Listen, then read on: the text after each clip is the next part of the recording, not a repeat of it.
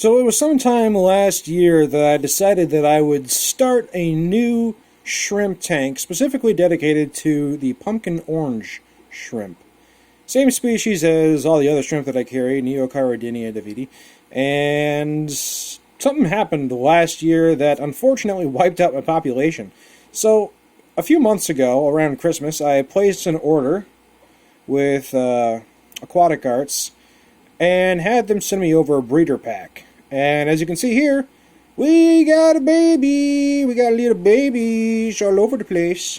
They're really hard to spot because the orange ones, when they're babies in particular, are super transparent when they are this young. So they're very hard to spot, but they're definitely around.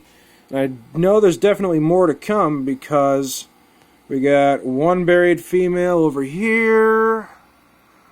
We got one over there. We got one over there. We got some boys doing as they do. And the babies are kind of scattered about throughout the tank. And, yeah, I mean, they do their thing. They're fun. If I could spot them more easily, I would love to. But what I have come to learn over the last few months is that it's not just a full cycle you need for a shrimp tank. No, no, no. You need so much more than that. I've come to realize that plants really are more of a requirement than it is an aesthetic thing for raising shrimps. And for a long time, I kind of underestimated the power of hornwort, which is my primary plant of choice. If I go over to my neon yellow tank, you'll see there's a much bigger difference. Point in case. But there's always been hornwort, and I've underestimated a hornwort's ability to suck up nitrate. Now granted, yeah, hornwort does a really good job, but it's kind of all over the place, which is why I've started trying to move towards other plants, particularly floaters. Now, I stay away from duckweed because, as someone else on YouTube once put it, duckweed is kind of the herpes of the aquarium trade. Once you have duckweed in your system, it's insanely hard to get rid of. So I particularly have, well, in this tank, I believe, water lettuce is this one. Now, let me move it away. There's three primary, well, maybe four primary floater plants. And if I can get a better angle here. This is one of them. This is one of the bigger ones. So this, I believe, is water lettuce. It's probably the biggest one of the random floaters. And I'm not entirely sure how it's going to fare, but I need these sorts of things because I need to cycle the tank in. Really, getting the water ready is important before you get the shrimp ready. And that goes beyond the cycle. These plants are nitrate maintenance to make sure that they're not changing water so much. Now this right here, I believe is Frogbit. You can see it's got a texture on the plants themselves. I've also been told it might be some kind of sort of Sylvania, if I'm pronouncing that correctly. This grows pretty quick, but if you need to remove it from your tank, it can be done.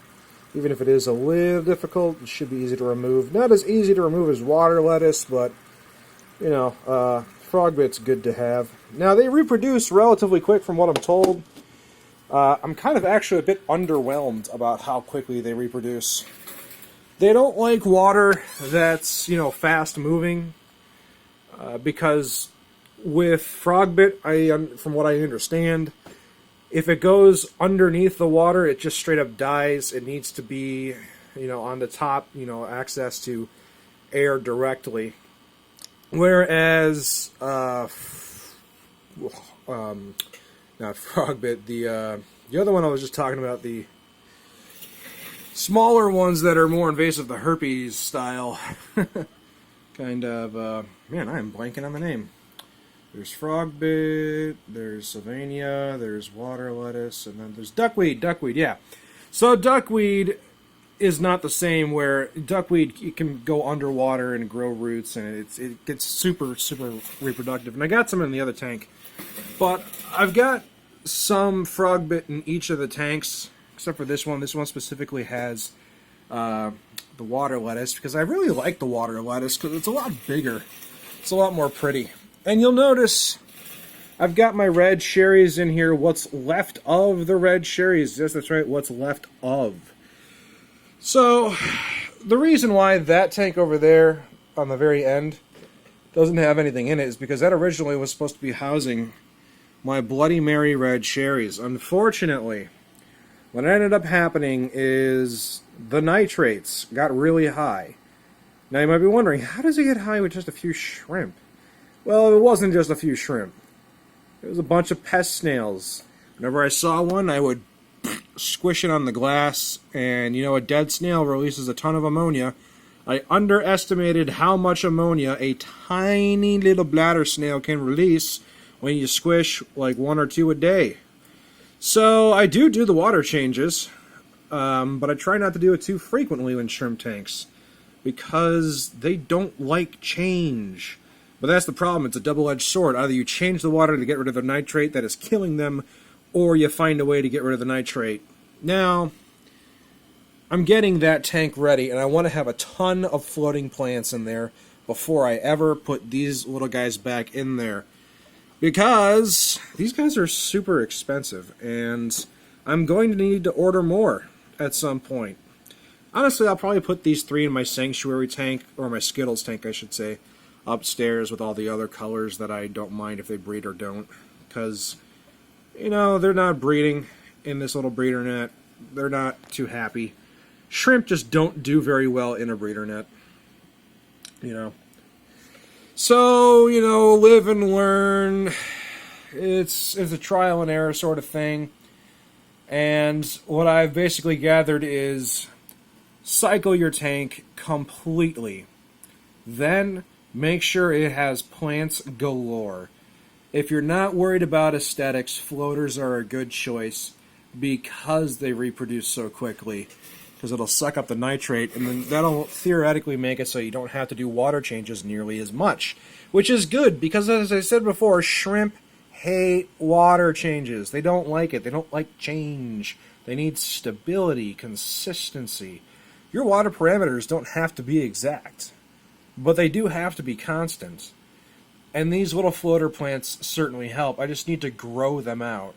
I just need to continue letting them grow and flower and separate and grow and reproduce, and at some point it will become exponential. And once that happens, every single one of these tanks will have floaters in them. It'll also help with reducing algae, because that means the tank will have less nutrients around to go and supply nutrients to algae. Debating whether or not I'm just going to go with plants to maintain that, or if I'm going to add snails to each tank. Now, I know I just said I wanted to get rid of snails, but there is only one type of snail that I like. Well, 2. There's 2 types of snails that I like inside of my shrimp tanks. One, Tylomelena, you know, your rabbit snails. Like a little carrot here. Carrot's a good snail.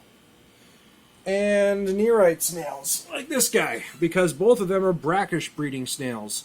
So no matter what you do in a freshwater fish tank with freshwater shrimp, they're not reproducing at all, but they do a great job at, well, that guy, like, you know, mixing up the sand, and the Nearite with taking care of algae. You'll notice in this tank, there really isn't any algae on the glass, and that's because that little Nearite, all by himself, just eats a ton of algae.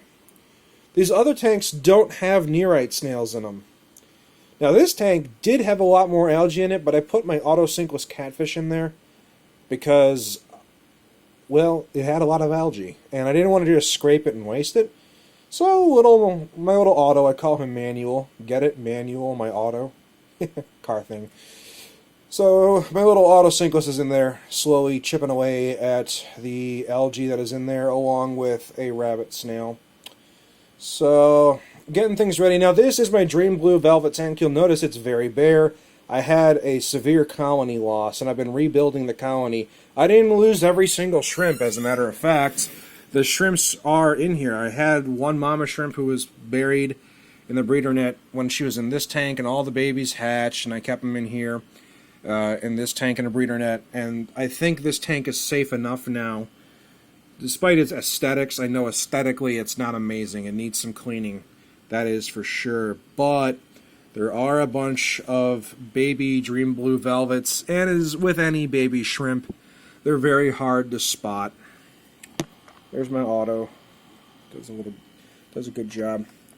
So baby shrimps are hard to spot. You can see the net's just sitting there. I just let it float down so that the babies can, swim out as they please. And I think they'll be okay, but like I said, I'm growing the plants out. Once this whole entire thing is full surface of the water is full of plants, the nitrates should drop off significantly. If, when it gets to that point. And then things will be more stable. But, it's all part of the process, man. Everything isn't just sunshine and rainbows when it comes to shrimps. Shrimping ain't easy. There's a reason why a lot of people give up the hobby, because it's just so difficult sometimes, and it just makes you want to just pull your hair out. But keep working, man. Keep trying. Don't let it discourage you. Take every failure and learn from it and become stronger and better than before.